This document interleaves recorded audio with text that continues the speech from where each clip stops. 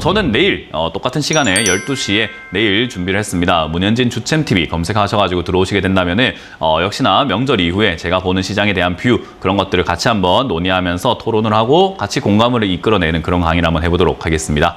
자, 그렇게 참여해 주시길 바라겠고요. 그러면 다음 상담을 유튜브에 올라온 종목들을 좀 체크해보면서 보도록 하겠습니다. 포스코 인터내셔널이 들어와 있네요. 포스코 인터내셔널 지금 21,800원에 매수를 하셨다라고 하셨는데요. 지금 20% 정도 비중이 되셨는데 매수 매도가 애매한 지점인지 분석을 해드립니다라고 했는데 질문에 답이 이미 다 있어가지고 뭐 분석할 이유가 없습니다. 애매한 지점 맞습니다. 항상 이렇게 그냥 주가가 올라와 있는 흔적을 한번 보세요. 흔적을 잘 보시면은 박스권이라는 게 보여질 때가 있어요. 뭐 정확하게 토시 하나 안 틀리고 그 가격에서 내려가거나 그 가격에서 올라가는 일은 없습니다. 그러나 그 즈음 돼가지고 떨어지고 올라가고 떨어지고 올라가고를 반복하는 그런 종목들이 있어요. 포스코 인터내셔널이 딱 그렇게 움직이고 있죠. 아래쪽으로는 19,000원, 위쪽으로는 25,000원을 잡고 박스권으로 움직이고 있습니다. 그러면 아래쪽으로는 19,000원이고요. 위쪽으로는 25,000원인데 지금 22,000원에 와 있습니다. 딱 중간에 와 있죠. 애매한 지점 맞잖아요. 그럼 매수도 애매하고 매도도 애매한 거죠. 근데 이런 가격에서 지금 이런 자리에서 매수를 어디 했는가? 딱 그냥 애매한 지점 22,000원에 가까운 21,800원에 샀습니다. 그러니까 애매한 자리에 사가지고 애매한 자리에서 물어보고 있는 거예요. 이건 뭐 어떻게 하는 겁니까? 이 자리는 올라갈 가능성도 반, 내려갈 가능성도 반입니다. 왜냐하면 이렇게 다시 박스권으로 보게 되면은 올라가서 끝까지 가는 경우도 있지만요. 자세히 올라간 상태를 보시게 되면은 이렇게 됐죠. 올라가다가 빠졌다가 올라갑니다.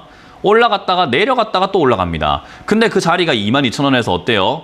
맞고 떨어지고 맞고 올라가면서 몇 번 반복을 하면서 움직이죠. 내려가다가도 올라가는 듯 하면서 또 올라갔다가 그 상태로 다시 또 어때요? 내려가는 듯 하가 22,000원쯤 어정쩡한 자리에서 버티다가 내려갔다가 또 22,000원 어정쩡한 자리에 버티다가 내려갔다가 또 맞고 떨어졌다가 이 어정쩡한 자리만 되면은 맞고 떨어지기도 하고 맞고 올라가기도 하는 이 어정쩡한 자리 왜 샀냐 말이에요 도대체가.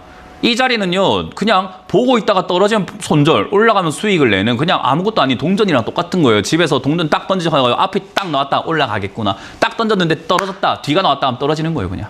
그런 식으로 매매하셔야 되는 동전 매매예요. 이런 자리는 사서도 가지고 가서도 팔아서도 아무것도 해서도 안 되는 그런 자리가 되는 거죠. 그래서 박스권은 아래쪽에 가깝게 사세요. 위쪽으로 가까워지면 파세요라는 이야기를 계속해서 말씀드리는데 그 중간 자리이기 때문에 이 자리는 상담의 가치가 없습니다. 이거는 그냥 동전과 같은 자리에 사셨다라고 보시면 돼요. 그럼 어떻게 해야 될까요? 본인이 선택을 해야죠. 도박 좋아하신다. 들고 가세요. 그래서 앞이 나온다 하면은 위로 가는 거죠. 뒤가 나온다 하면 떨어지는 거라고 말씀드렸습니다. 반반 자리에서 그냥 보고 있다가 아이고 떨어졌네. 내가 도박했으니까 손실 봐야지. 아이고 올라갔네. 내가 도박을 했으니까 수익을 봐야지. 라고 생각하고 들어가시는 거고요. 도박 싫어하신다 하면 지금 빨리 파시고 얘가 어떻게 움직이든지 간에 다시 네가 2만 원까지 떨어지거나 가까워지면 난 그때 살란다라고 하는 게 도박이 아니라 전략적으로 이길 수 있는 자리인 거예요. 그러니까 박스권 매매는 아래쪽에 가깝게 사서 올라갈 때 팔아야 되는데 지금 이런 자리에 들고 있으면은 사실 시청자님도 고민이고 저도 고민입니다. 이거를 올라간다고 해야 될까? 내려간다고 해야 될까? 참 애매하거든요. 그래서 저는 도박을 좋아하신다면 홀딩, 도박을 좋아하지 않는다면 그냥 매도라는 이야기로 마무리 지어볼 수 있을 것 같습니다. 자, 다음 상담 이어가도록 하겠습니다. 다음 상담도 유튜브에 올라온 종목으로 체크 한번 해보도록 할 텐데요. 기아입니다. 88,800원에 매수를 했네요. 15% 정도 매수를 하셨는데 추가 매수해도 괜찮을까요? 라고 질문하셨어요. 최근에 이제 2012년이죠. 그러니까 2022년이죠. 작년 매출, 영업이익이 현대기아가 나쁘지 않다라는 그런 이야기들이 조금 보여줬던 것 같아요. 그래서 이제 그런 것 때문에 사람들이 현대차와 기아차, 자동차 관련주들이 좀 좋지 않을까라고 기대를 하시는 분들도 있겠지만요. 여러분들 요즘에 뉴스를 좀 보시면 알겠지만 신차 시장과 중고차 시장이 어떻게 되어가고 있는지 다들 알고 계실 겁니다. 지금 완전히 망가지고 있습니다. 왜냐? 이자가 너무 세기 때문에 신차 할부가 부담이 된다는 거죠. 거기다가 중고차도 신차를 사야 중고차를 팔아내고 또 중고차를 사는 사람들이 또 생기게 되고 차를 바꾸게 될 텐데 중고차 할부이자도 너무 세다 보니까 사람들이 차를 안 바꾸고 있습니다. 왜? 내 차 지금 잘 굴러가거든요.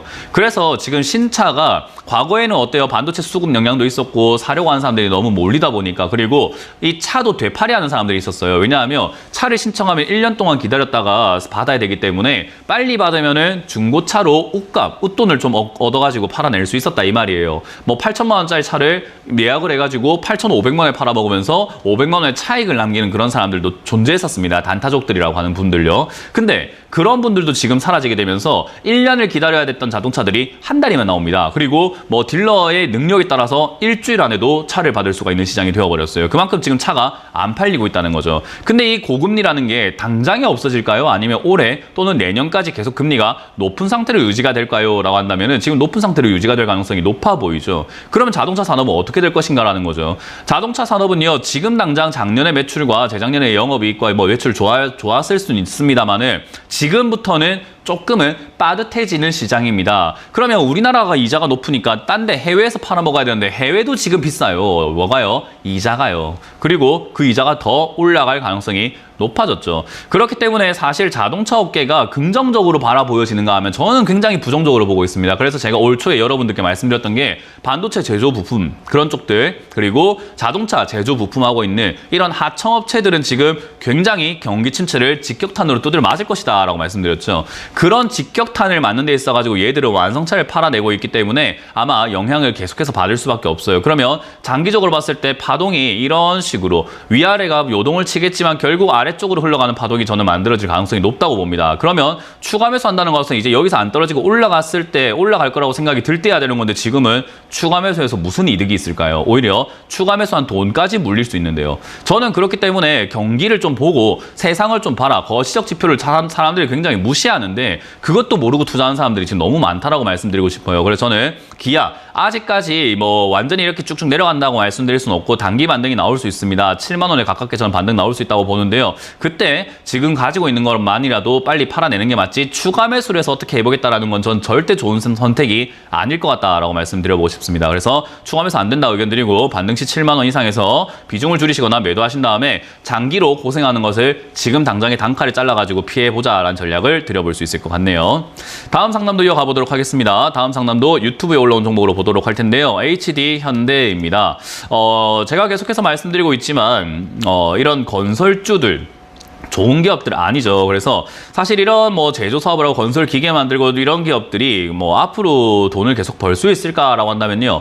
벌기는 벌겠죠. 하지만 지금 당장 다가올 이 침체기라는 것을 피해갈 수 있을까라고 한다면요. 저는 그 피해가기는 힘들 거라고 생각이 듭니다. 그래서 HD 현대와 같은 이런 기업들은 솔직히 좀 주가가 올라갈 그런 모멘텀이라고 하죠. 그 원동력들이 많이 사라졌다라고 말씀을 드리고 싶어요. 더군다나 이거는 이제 HD 현대 이렇게 돼 있으니까 사람들 잘 모르시는 분들이 있겠지만 홀딩스에 가까운 개념이에요. 그러니까 지주사라는 거죠. 그 말은 지주사 개념들은요. 아래에 있는 기업들이 잘 해가지고 얘가 돈을 버는 기업인데 간접 투자에 하고 계시는 거죠. 그러니까 직접적으로 투자한 것도 아니고 간접적으로 투자하고 계시는 거기 때문에요. 이런 홀딩스 갖고 계시는 분들은 제가 전에도 설명해드렸던 것 같습니다. 원래 주가 움직임이 굉장히 느리고요. 그리고 이런 기업들은 정말 연 단위, 5년, 10년 단위로 투자하셔가지고 배당까지 받아낼 생각으로 투자를 하셔야 되거든요.